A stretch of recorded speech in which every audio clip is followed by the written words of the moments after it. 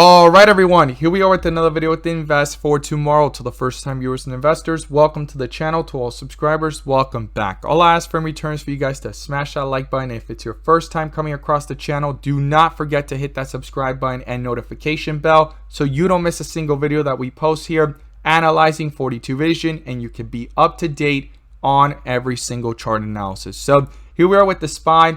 The SPY has been pulling downwards, and we're going to talk about this consolidation area, how it actually broke through it, and we talked about some key levels yesterday and what to expect moving forward with all the different headlines. And today's a big day, but earlier in the morning, Tesla was actually going higher after pulling down the rest of the day. But our Tesla bot at 10 a.m. sent us out a bull indicator, and from that moment forward, call options went up 100% plus within minutes. And this is our new release that allows us to have an edge within the volatility of the markets to maximize on opportunities, whether stocks are going up or going down. And you can now gain access to it as well. The link is down below in the description to the 42 Vision indicator, getting connected to the SPY bot, our QQQ bot, and our newly released Tesla bot so that you can receive the clarity and edge that you deserve within the volatility of the markets. And you can now join the members using these resources, maximizing in either direction by receiving this clarity and edge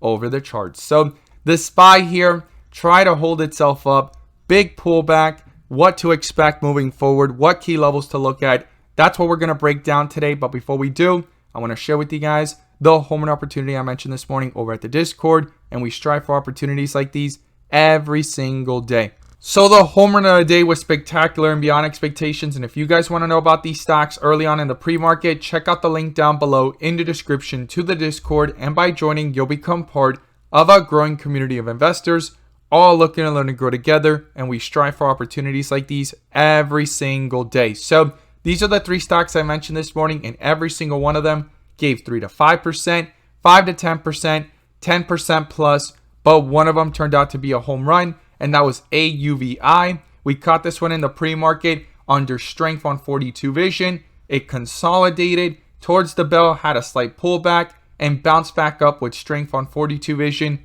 giving a highest point of 40% plus, guys. If you guys want to know about these stocks early on in the pre-market, check out the link down below in the description to the Discord. We look forward to having you join us, and we strive for opportunities like these every single day. Let's jump into these charts. So here we are with the SPY, and as I stated earlier in the video, pulling downwards. And in yesterday's video, I emphasized how important today was because initial claims was going to be the main focus today, right? As you see it pulling up, it came out worse than expected. And tomorrow, the main entree of the day is going to be CPI data. It's going to be a huge day. So the market is moving and anticipating the worst right now. And if it comes out to be worse, it could get a lot more red than this, right? And that's what we need to prepare for. Or could it bounce back? That's what we're going to discuss here on the key levels and what the charts are showing. But very interesting enough, CPI data tomorrow, big day. Now, I'm going to pull up the bull and bear indicators that you can now gain access to as well. The link is down below in the description to the 42 Vision indicator, getting connected to the SPY bot, the QQQ bot, our newly released Tesla bot, and we have other bots on the way so that you can receive the clarity and edge that you deserve within the volatility of the markets to maximize on opportunities. And you can now join the members using these resources to maximize in either direction by receiving this clarity and edge over the charts. So the SPY has been under a bear indicator since yesterday on the 30-minute. And if you look here on the pre-market, it rejected the same area and things continued downwards. Now, I was trying to build support here, which was actually very interesting, but quickly things shifted back down. And our SPY bot sent out a notification on the 5-minute, and things started to go downwards from there all the way until the end of the day. Now, the question mark is, will this actually continue the downward direction, right, in the short term? Well, it has to do with how the market sentiment is going to be tomorrow, because we don't just have CPI data tomorrow. We also have consumer sentiment, and today's initial claims is actually a red flag to the markets, right? That's why things actually took a while to finally kick in. And then also the uncertainty, the fear and doubt of tomorrow's projections and data release. If tomorrow's data release turns out to be not as bad as anticipated, well, we could see things move back up. But if it's actually what was anticipated or worse, well, that's where we need to start talking about support levels, because the main key factor is yesterday it was under a bear indicator, and today it finally broke below the support of 407 and it hit lows here of 401, and it broke out of this whole entire consolidation. This is a very interesting setup here on the 30-minute. Now, we have seen multiple opportunities though within the bull and bear indicators back and forth of 20%, 30%, 50%, 100%, and even hundreds of percent from this bull indicator to this bear indicator all the way up here in a swing trade, day trade opportunities. And I've been stating this is not financial advice, but me personally, I believe the volatility is here to stay. It's not going anywhere. And within the volatility, there will be opportunities presented time after time after time, as we've seen every single day and week so far, even though the market in the overall picture has been pulling downwards. So we need to be aware of these key levels and also where we stand. On 42 vision, it hit white with red borders. That's another part of the whole entire clarity that it brings. It hit white with red borders. That's what we call the dip area. And if it turns back around and it's followed by a bull indicator, every single time there tends to be some type of strength followed, and the transitions are completed, right? From the dip to the rip, from white with red borders to red with green borders to dark green and bright green. Same goes here. And right now we did a full transition from bright green to the dip area, from the rip area to the downside, right? It allows us to see the dips and the rips, where the strength is, where the weakness is. And if it's followed by a bear indicator or bull indicator, it adds an extra layer of confirmation depending on the direction, right? Now, on the bigger picture, I've been talking about this for weeks now and months. We are under a bear indicator on the 1 day on $444, and we're turning back around here. It was consolidating, and I stated we need to see a bull indicator pop up to cancel this out, and also further strength to the upside of these green bars. If not, it could possibly turn around. Here we got it. We need to see if it continues. I'm going to be watching that closely on 42 vision. And on the 1 week, we have been under a bear indicator since the beginning of the year, since January 24th. And we had one fake out, and we're in the middle of a possible second one if it pulls right back down to retest the recent lows and also below 400 on the SPY. This is very important because we're at red with green borders. This could quickly shift back to red bars like we saw right here, and a continuation to the downside. Now, I've compared this to the 2020 March crash, and I've compared it to the 2018 crash, and we did hit white with red borders consecutively, one or two of them, before turning back around, and quickly a bull indicator popped up, and here we are hitting our first one, quickly turning back around.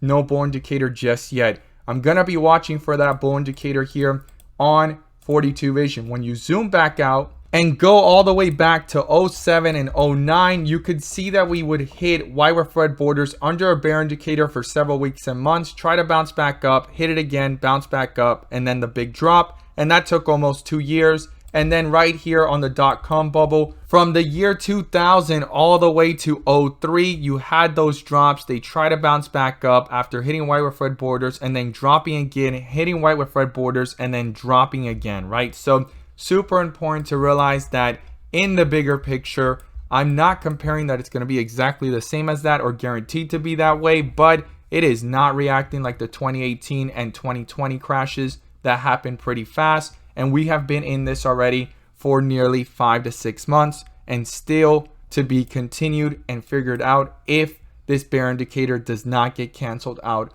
on the 1 week, guys. This is super important. Now, I'm going to show you guys different headlines on what they're saying, but this is very important to be aware of. No matter how much fear it actually instills in the market, it's something to be aware of and not overlook, right? We do not want to just ignore it and be oblivious to it. We want to track it. We want to watch it. And I'm going to talk about the key levels I'm watching here on the charts going into tomorrow and what this could mean going into next week. So the first thing is, one strategist bear case sees S&P 500 index sinking another 30%, guys, from where we're at down to 2,900 or even 3,000. I think that is an extreme downside. Now, they're stating this if spiking energy costs spark an economic contraction, this could happen, okay? Now, energy costs are going higher, and it could actually destroy some of the revenue and projections of other stocks. So I see why this is possible, but from where we're at, right, they revised their target for 2022 on the S&P 500 index of 4,300 to 4,800, and now they're pointing out down towards 2,900, a level last seen in 2020, part of the recovery of the pandemic route. This is something very interesting, guys, because we're having all these different types of headlines coming out, some more bearish, some more bullish, and then you get here the S&P 500 index deepens its losses as growth stocks skid ahead of inflation data. And they talk here, some of the experts, that the whole entire Federal Reserve and the markets itself need more data. The CPI for June and July will help the Fed get real clarity on what's going to happen with inflation. So this adds uncertainty. This adds doubt to what's going on and how things are going to play out, because this data will either give that speculation that there won't be any more Fed hikes in September, or it's going to mean that there's going to be a more aggressive Fed coming for XYZ reasons. So tomorrow's CPI data is huge, huge, huge, huge. And next month's as well, to see if CPI data starts to fall and pull downwards, right? Slow down and allowing the Fed to be able to do what they are experts in and what they see as the possible likelihood of this transitory word that they took away and that they're hopefully going to be right about. If they're wrong about it, well, they won't be able to do this, hold off on some of the future interest rate hikes if CPI data starts to tick down. That's what I just stated, and they won't be able to do that. So depending on how these CPI data release in this month, next month, that's going to determine how much more pricing in the market and the stocks are going to do, right? As we see them doing here. Then you state here, another headline, stocks accelerate losses into the close, all 11 sectors of the S&P 500 in the red. This is just fear on top of fear on top of fear. Now, this is a much more analytical perspective, and they're actually going in with the data and pointing out some very key points. And then this is another very fearful that could be right. I'm not saying it's not possible, but that is a huge swing from where we're at. A very, very big bear case. Now, will it be in a straight shot? No. We've been going downwards. If you actually zoom out, we have been going in a downward trend for several months, and it almost feels like, based off the SPY, we were at 480 like it was yesterday. So things have been moving pretty fast. Time has been going, and opportunities have continued. And I'm here to tell you guys, in my personal opinion, not financial advice, my perspective, I don't think volatility is going anywhere, and the opportunities are within the volatile moves, whether stocks are going up or going down. And I'm going to continue to use 42 Vision to maximize. And you are more than welcome to join us and become part of the community of growing investors, all looking to learn and grow together and maximize in either direction by receiving this clarity and edge. Once again, that link is down below in the description to the 42 Vision indicator, and it's going to be the top pinned comment as well below the video. So the SPY here, what's the key levels I'm looking for? Well, we broke through 401 and we're almost on our way down towards 400. So if 400 gets broken through, the next support I'm looking for is 390s, 395 range. I'm going to be looking if the bulls try to bring it back up or if the bears continue to tear this one down. To the upside, I want to see this break back above 408, 406, give or take. And if that's accomplished, getting back to the highs of today, which was 411, 412, give or take in the pre-market and after the bell. Those are the key levels in either side. I'm going to be watching tomorrow and even going into next week.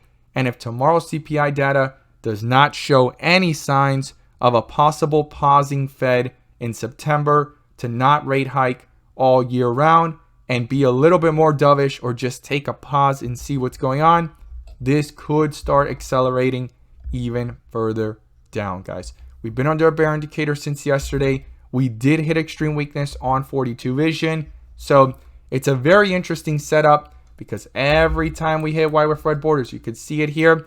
we finally start to see a reversal. Now, there are times where these white with red borders, they're followed by a bear indicator and they continue for some time. But once they bottom out, a reversal comes, a reversal comes, a reversal comes, reversal comes. Same thing here. And now we are right here. The question mark is the reversal going to start tomorrow, or is it coming in the near future with other data points and how the Fed reacts to this data as well? Because we have a rate hike coming up this month, guys.